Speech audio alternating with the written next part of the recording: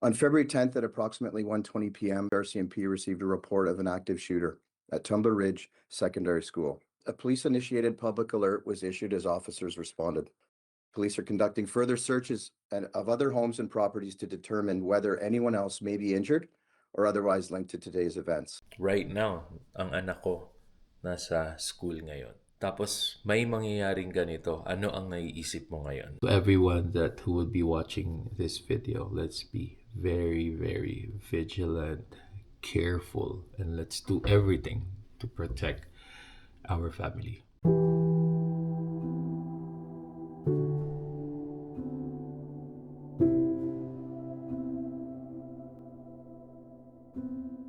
Hello fam, good morning, maayong adlaw, maayong udto sa tanan. So supposedly today, it's just going to be like an interview news format.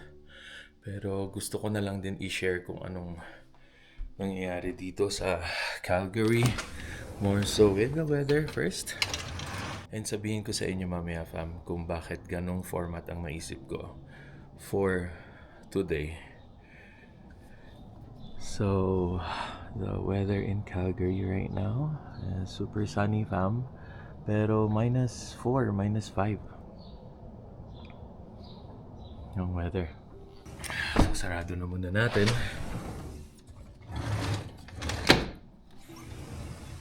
So, ako pa lang ang nakabasa ng balita since I was still editing last night. Mga around 10 or 11 nagdatingan ang balita. It's a very sad news and hindi ko akalain na in a span of 1 year, magkakaroon ulit tayo ng tragedy na ganito. So, yung mga hindi pa nakakaalam, may naging mass shooting na nangyari sa Tumble Ridge, British Columbia. It's more on closer to Grand Prairie, Fort St. John. Nasa northern side siya, northeast side siya ng British Columbia. And by the time na ilalabas namin ang video na ito, I think everyone should have known or at least should have read a news article, a title, should have watched a video as well. Pero hindi ko pa siya ma-comprehend masyado. That's why I wanted to wait for Donna until makarating siya.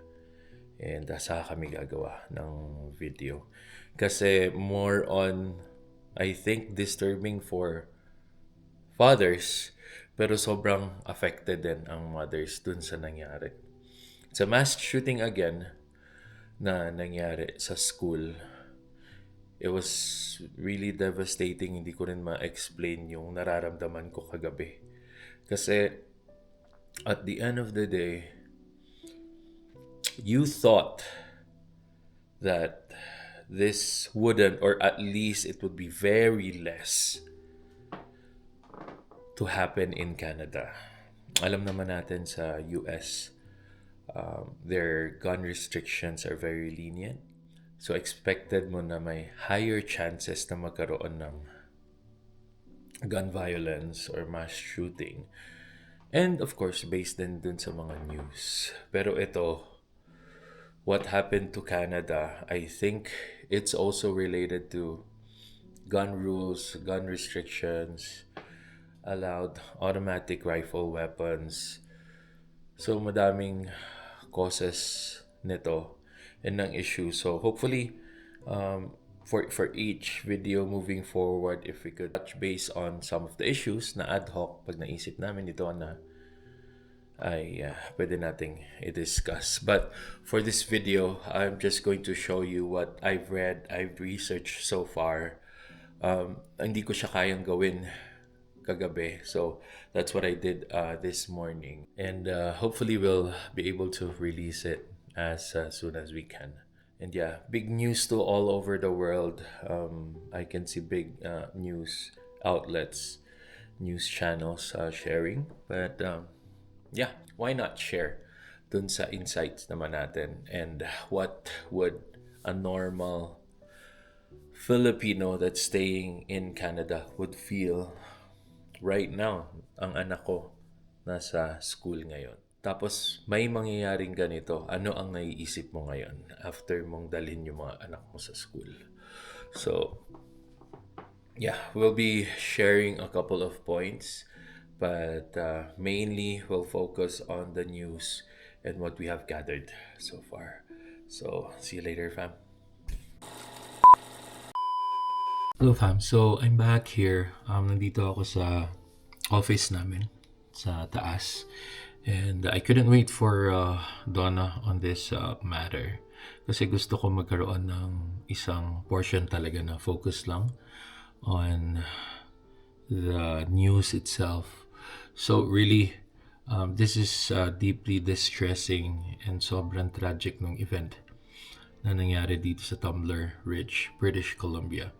So if you could check on the map, yung Tumbler Ridge ay bandang Grand Prairie siya on the Alberta side, and on the British Columbia side naman. And malapit siya sa Fort St. John, which is doon din nakabase ang isa kong pinsan na nakita nyo din dito sa channel last summer. So the event was really about a mass shooting that happened to this town. And ang town na to, fam, so far, based on my research, it's just around 2,400. So probably yung high school kung saan nangyari yung shooting, which is the Tumbler Ridge Secondary School. Probably this is the only one, or perhaps a few of their high school lang. Kasi konti ng population nila. And for sure, halos magkakilala lang ang mga tao dito. Nasa Calgary ka nga, big city, ang dami mong kilala. How much more pag nasa small town? And I think very familiar yung lahat sa isa't isa kung bakit mas lalong mas masakit at nangyari ito sa kanila. Kasi magkakakilala na kayo eh. You're in one community, small community. Parang kayo-kayo lang yung nagbabayanihan, kayo-kayo lang yung nagtutulungan, tapos may mangyari ang ganito. PM. On February 10th at approximately 1:20 p.m., CMP received a report of an active shooter at Tumbler Ridge Secondary School. A police-initiated public alert was issued as officers responded. The alert was canceled at around 5:30 p.m. once police determined there was no outstanding suspects and no ongoing threat to the public. As part of the initial response, officers entered the school to locate the source of the threat. During their search, police located multiple victims. The individual believed to be the shooter was also found deceased from what appears to be a self-inflicted injury. 6 additional people, not including the suspect, were found deceased inside the school. 2 victims were airlifted to hospital with serious or life-threatening injuries, and a third victim died being transported. All remaining students and staff have been safely evacuated, which was about 100 people. Police are working closely with the school district to support a coordinated reunification process for families. Approximately 25 others are being assessed and treated at the local medical center for non-life-threatening injuries. As the investigation progressed, officers identified a secondary location believed to be connected to the incident. 2 additional victims were located deceased inside a residence. Police are conducting further searches of other homes and properties to determine whether anyone else may be injured or otherwise linked to today's events. So yesterday around 1:20 p.m., I'm reading from the news article here, may nangyari nga and may na-report na there's an active shooter dito sa Tumbler Ridge Secondary School, which serves grade 7 to 12. At mabilis naman ang response ng RCMP, which is our Royal Canadian Mounted Police. After a few hours or few minutes lang, may confirmation na 10 ang patay, including the shooter. And I was also reading an article about the shooter. Firstly, sa bahay nila nangyari, pinatay niya yung mom niya and yung sister niya, allegedly. We need to be very, very careful with the terms here. That's 2. After that, lumabas siya ng bahay, pumunta dun sa high school. I can imagine, dahil nga maliit yung town, walking distance or siguro tatakbuhin mo lang yung high school na to. Kasi ang liit lang eh. And he was able to probably kill allegedly 6 or 7 students there. Hindi pa ako clear kung ano-ano yung mga classification, whether students ba lahat or a mix of teachers and student at the same time.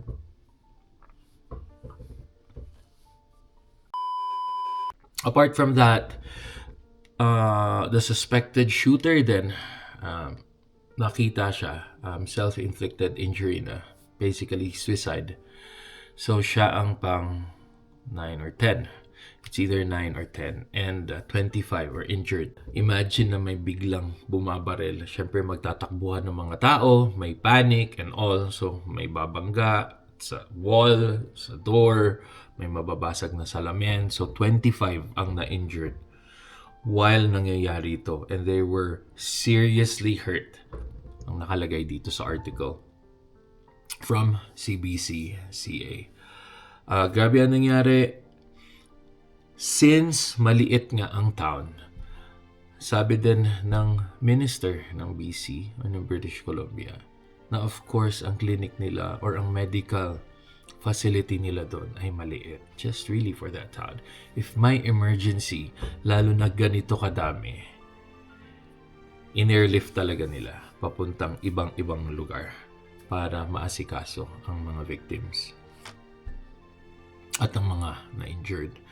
And of course, I think it's a process or a natural rule na ng RCMP na pag may mga ganitong active shooter, magkakaroon sila ng mass communication around the community na huwag mo na kayo lumabas, bawal lumabas. So these are the sequence of events that's happening. And around 3, ayun, nag-decide na rin and naka-reach na rin yung news kay Prime Minister Carney. So they've decided for him not to pursue his Germany visit for security purposes. And of course, sa pagdadalamhati na rin for the victims of the mass shooting. So again, David Eby, British Columbia's premier, described the event as unimaginable and heartbreaking. And lalo pang mas masakit nga, fam. Kasi imagine na ikaw yung isang residente doon sa Tumbler Ridge. Halos kilala mo lahat ng community or kapitbahay eh. And then all of a sudden, may ganitong active shooter na high chance or likely kilala mo din tong naging shooter or yung salarin ng pangyayari. Might be pwedeng bumili sa'yo sa Tim Hortons kung sa Tim Hortons ka nag-work, or probably isa to sa mga nakasalubong sa grocery. So, yung emotions mo na baka kilala ko to or kilala ko talaga to, lalo pang dadagdag dun sa fear at dun sa emotional impact dahil nangyari ito. I hope na magkaroon ng fast resolution based from the RCMP, pero madami kasing issues to. How about the gun safety? How about ipagbawal na lang ang automatic rifles? So maraming usapin to that probably we could discuss in some other time. So why does this matter? And to give some context, school shootings remain extremely rare in Canada. Kasi ang Canada naman relatively has stricter gun laws. This incident is considered as one of the deadliest school-related mass shootings in Canadian history, and nakakalungkot talaga. We'll give our thoughts on the next video kung ano ang nararamdaman ko, and tatanong ko pa si Mami kung ano ang mararamdaman niya kasi hindi niya pa alam, or parang nasabi ko sa kanya last night pero dahil antok na antok pa siya, hindi niya pa napaprocess. So yung details ng motibo or bakit ginawa ng shooter ay hindi pa nakikita or nalalaman. I also don't know kung automatic rifle ang ginamit. Wala pa akong nakikita from the news. Pero I could imagine na automatic rifle. Kasi 25 agad yung na-injured mo. 6 or 7 agad yung napatay mo. It should have been an automatic rifle. Mahaba.